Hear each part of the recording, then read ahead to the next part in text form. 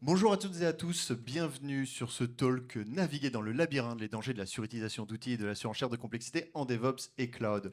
Il faut comprendre que du coup, la forme du titre est en adéquation avec le fond. Petite page de pub rapide, je travaille pour Whiscale. Whiscale, c'est une ESN spécialisée en DevOps et Cloud créée en 2015. On est 70 passionnés, on est à Nantes, à Paris et en full remote. Si vous avez besoin de nous, et accessoirement, on recrute. Le DevOps, c'est cool. Ouais, ouais. Mais le DevOps, c'est quoi? Parce que personne n'est d'accord. Donc ça, c'est juste rapide, hein, histoire qu'on soit tous d'accord. Si vous n'êtes pas d'accord, c'est pas grave. Ça, c'est ma définition, accessoirement celle de Microsoft, qui a été le premier, je ne sais pas. Le DevOps, on va dire que c'est 3 piliers. Si c'est Red Hat, c'est 4 piliers. Si c'est d'autres, c'est 5 piliers. Sinon, c'est Calms. Bref, 3 piliers. Culture de l'amélioration continue, de la communication, de l'abattement des silos. Ok. Des outils, accessoirement, pas de DevOps sans outils. Ça ne va pas exister. Et des technologies. Alors, il faut comprendre que les technologies, c'est le paradigme de notre implémentation, et les outils, c'est l'implémentation en elle-même. J'espère qu'on est à peu près d'accord. Le DevOps, ça vient pas de nulle part. Le DevOps, ça répond à des besoins. À partir du moment que vous avez compris ça, on peut arrêter la présentation. Mais on va la continuer quand même. C'est des besoins de célérité, des besoins de qualité, des besoins d'efficacité, des besoins d'évolutivité, etc. Mais il faut vraiment garder en tête que ça répond à des besoins métiers, des besoins indirectement techniques. Et j'ai menti dans le titre, j'ai dit que c'était DevOps, Cloud, c'est tous les métiers du run. Donc s'il y a des développeurs, accessoirement au Jug, ou des gens dans la sécurité uniquement, sentez-vous concernés. C'est toutes les personnes qui ont du run, qui sont concernées par ce talk. Donc l'hypothèse que l'on va formuler, c'est que dans votre infra, vous allez mettre des outils. C'est sans aucun doute, même en dev, même dans la sécurité. L'accumulation de ces outils, de facto ou ex nihilo, l'accumulation de complexité, ça va nous poser des problématiques, des petites panades. On va essayer de prouver pourquoi. Dans le monde du DevOps, il y a des outils, à ce qui paraît. Quelques-uns des outils.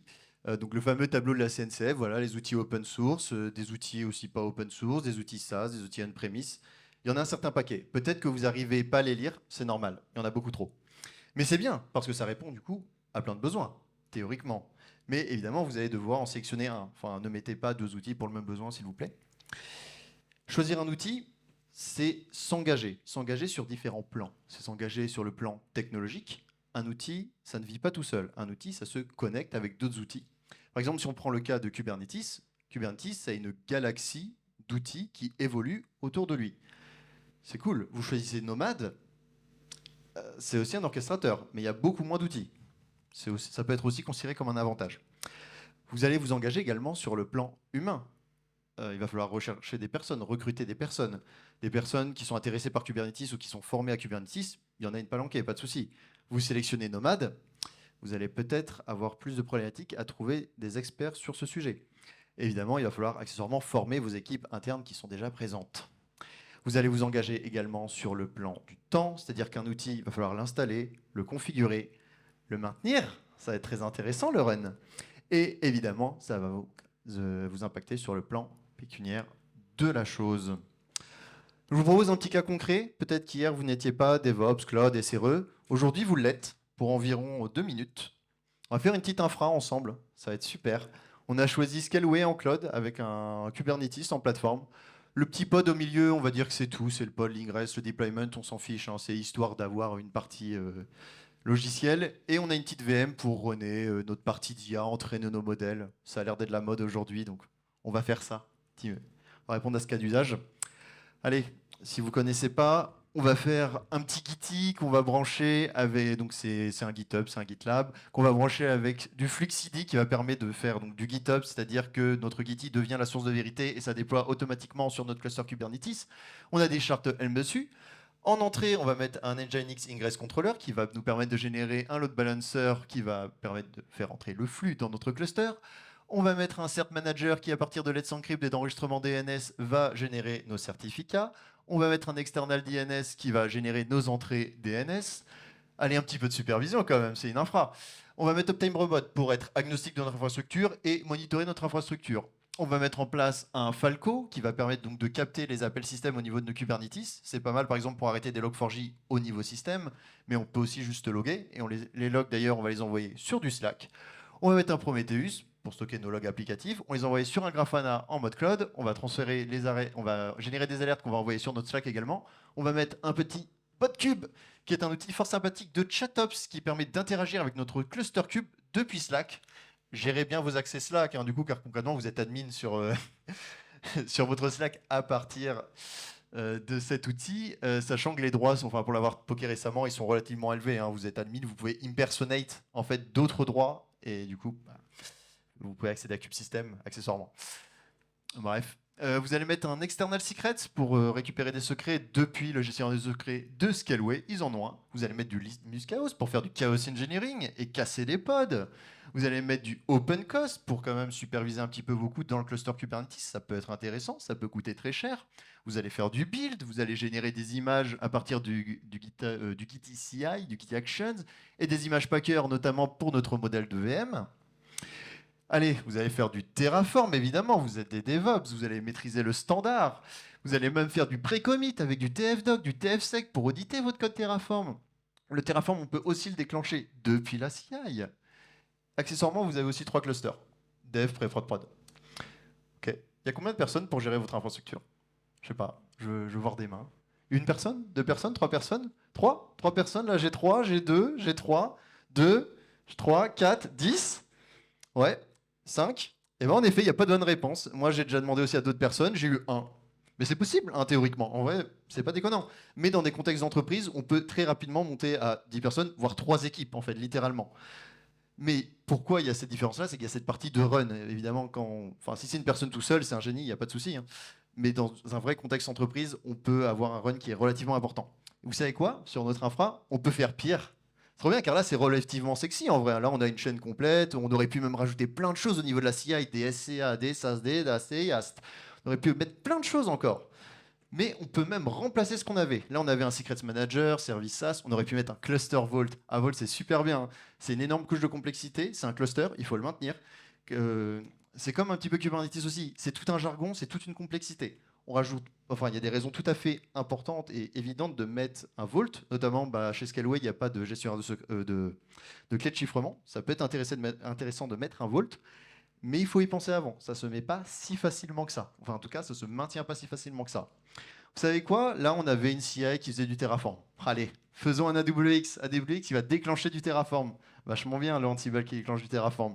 Ben, on peut faire encore mieux. Je ne sais pas si vous connaissez le GSheetOps. J'ai déjà vu ça, c'est génial. Vous récupérez vos informations depuis un GSheet.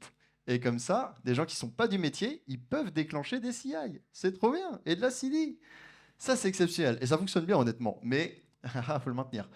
Allez, ici, on avait un flux CD. Donc, comme je vous dis, le GitOps, vous récupérez les informations depuis Gitty et ça déploie automatiquement dans le cluster cube. On peut faire mieux. On peut mettre Flamingo. Flamingo, c'est un subsystème d'Argo CD qui est une autre solution de GitOps qui va donc permettre de mettre flux CD avec Argo CD. Ce qui est trop bien. Au lieu d'avoir un outil de GitOps, vous en avez 2 chapeautés par un troisième. D'ailleurs, Flamingo, c'est maintenu par 4 personnes. Donc, mettez-le, il n'y a pas de souci. Je ne viendrai pas vous aider. Donc, concrètement, il faut faire attention. La complexité, elle peut arriver très rapidement. Il y a des effets de legacy, il y a des effets d'organisation. Des fois, il y a des personnes qui ne sont pas techniques, qui vont émettre des choix techniques. Ça finit rarement très bien. Et on peut tout de suite obtenir la complexité. Là, j'ai donné un cas concret. Je veux dire, j'ai déjà vu des gens, pour mettre en place un blog, va y avoir tout un infra Amazon, des buckets, des trucs. On aurait pu mettre un WordPress derrière un firewall et ça aurait très bien marché. On aurait gagné énormément d'argent de build. Il y a des raisons de faire des choses complexes. Des fois, c'est pas vraiment. Enfin, des fois, c'est juste pour l'honneur, tout simplement, j'ai l'impression. C'est important aussi. Mais cette couche de complexité, surtout dans la partie classique, car l'infra que je vous ai présenté, une fois de plus, on l'a fait, on avait du temps, on avait de l'argent, de toute évidence. Il y a une raison pour laquelle la complexité est arrivée. C'est une raison historique, je le rappelle. 2017, MoDevOps, 2012, Ansible, 2013, Slack, 2014, Terraform Kubernetes, 2015, Volt, 2016, Falco, 2019, Litmus, 2023, peut-être OpenTF. Concrètement, moi je connais bien Terraform et Kubernetes. Il y en a plein d'autres qui le connaissent bien. Concrètement, on est tous des experts de la veille. C'est-à-dire que moins de 9 ans, enfin 9 ans du coup, Terraform et Kubernetes, ça venait de naître. C'est-à-dire à une version relativement jeune, relativement mature peut-être pour être mis en production, mais qui a bien évolué entre-temps. Qu'est-ce qui s'est passé entre-temps? De la standardisation, la littérature, des patterns. Qu'est-ce qui s'est passé pour les gens qui ont mis Terraform vers 2015-2016? Oh bah, je peux vous le dire car je le fais dans toutes mes missions. Bon, on réarchitecture le Terraform parce qu'il a été mal conçu à l'origine et c'est vachement drôle de réarchitecturer du Terraform. Mais ça, c'est pas forcément de leur faute, entre guillemets. Parce que le monde a évolué très vite. Donc vraiment, est-ce que je me trompe? D'ailleurs, le mot tromper est très bien écrit selon la réforme d'orthographe de 1990. Et j'ai trouvé ça très drôle. La vraie raison, c'est que est-ce que c'est vraiment le fait qu'on rajoute des outils la problématique? Est-ce que c'est vraiment parce qu'on fait des choses complexes que c'est ça qui va nous créer des problèmes? Peut-être pas directement, je m'entends. Dans les entreprises, il y a des gens, ils ont les outils DevOps, ils ont les technologies DevOps, ils ont même les cérémonies DevOps. Est-ce qu'ils font vraiment du DevOps dans le sens, est-ce qu'ils n'ont pas plutôt un travestissement du DevOps? Dire, ils n'ont toujours pas cette culture de l'amélioration continue. Et je pense que ça peut être l'une des pistes. Car, comment dire, si on aimait, enfin, comme on l'a pu voir, on peut créer quelque chose de complexe, mais est-ce que c'est vraiment une représentation réelle du DevOps tel qu'on l'entendait? Est-ce que c'est parce qu'on a mis tous les outils de la Terre? Est-ce qu'on a mis toutes les technologies sexy du moment? Est-ce que c'est ça qui nous a apporté la plus-value? Non, la plus-value, c'est de brancher des choses de manière cohérente que l'on est capable de maintenir, accessoirement. Donc dans les pistes, moi je vous propose d'identifier des KPI.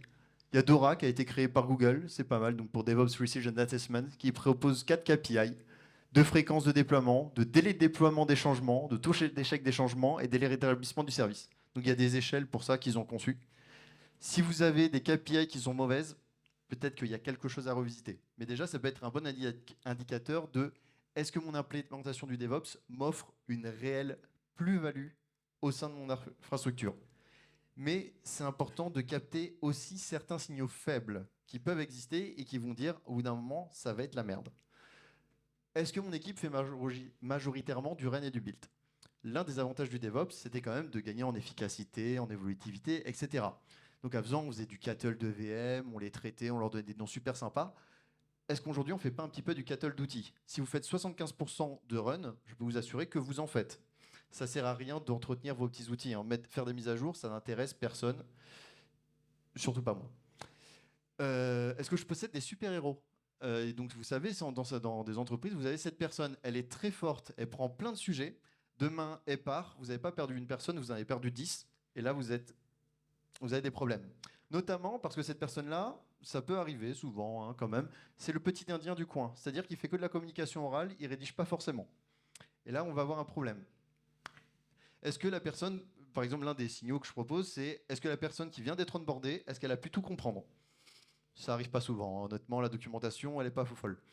D'ailleurs, enfin les documentations, je pourrais faire tout un talk sur la documentation d'ailleurs, parce que la documentation, c'est pas copier-coller la doc officielle, c'est pas écrire des pavés énormes, hein, c'est vraiment référencer de l'information et également dire pourquoi les choses ont été faites de telle manière à telle époque. Je pense que c'est très important, notamment si on veut s'engager dans des choix qui ont été faits précédemment. Il y a d'autres choses que l'on peut vite faire pour gagner en complexité. Est-ce que je respecte les standards et normes d'implémentation? Si vous participez à des conférences, si vous lisez des articles, vous allez voir des standards, des patterns qui existent, même dans la documentation officielle, tout simplement. Si vous n'êtes pas en adéquation avec ces implémentations, peut-être que c'est le moment de se poser les bonnes questions. Est-ce que j'ai mieux pensé que les autres? Ou est-ce que j'ai vraiment fait une implémentation qui est propre à mon contexte, qui m'apporte une plus-value? Ou est-ce que j'ai fait n'importe quoi? Est-ce que j'utilise aussi les outils pour le bon besoin? Attention, je ne suis pas le gars qui dit non, non, restez extrêmement sobre, ne mettez plus d'outils en place, c'est Terraform, un point c'est tout. Non, comme je l'ai dit, un outil répond à un besoin. Évitez d'utiliser des outils qui ne correspondent pas aux bons besoins. Ne faites pas un Zabbix qui va générer des crons ou des choses comme ça. C'est possible à faire hein, techniquement, hein, mais ne le faites pas. Et surtout, est-ce que vous n'avez pas des liens forts entre outils qui sont inutiles? Comme je vous l'ai dit, là par exemple, je peux chapeauter un Terraform par de la WX. Ok, c'est cool, c'est sexy. Est-ce que derrière, j'ai vraiment envie de ce lien fort? Car demain, si j'ai un problématique, il faut mettre à jour la WX. Ah ouais, bah du coup, je peux plus Terraformer. Ah ouais, mais il faut mettre à jour Terraform. Ah du coup, je peux plus faire la WX. On se crée des problématiques, entre guillemets, pour rien. Ok. Mais du coup, concrètement, parce que là, c'est de la KPI, etc. Concrètement, comment est-ce qu'on fait? Déjà, on évite, en fait, déjà, on capte les liens, les signaux faibles et on évite d'aller dans le problème.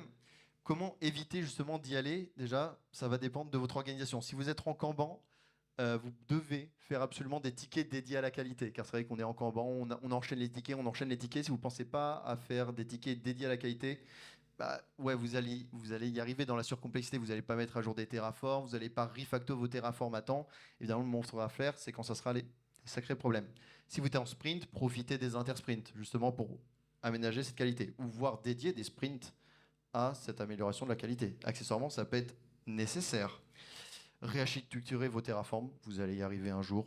Ça arrive dans toutes mes missions, donc c'est comme ça. Car à Terraform, ça s'apprend très bien, hein.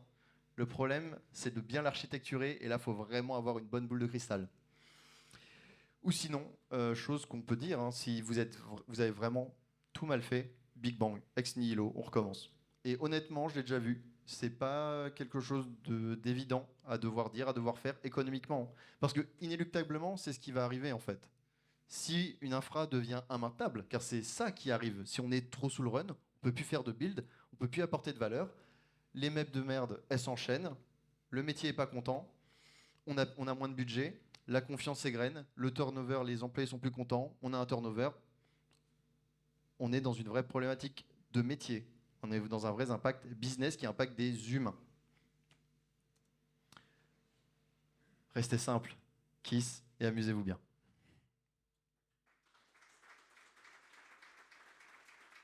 Et là, c'est le open feedback.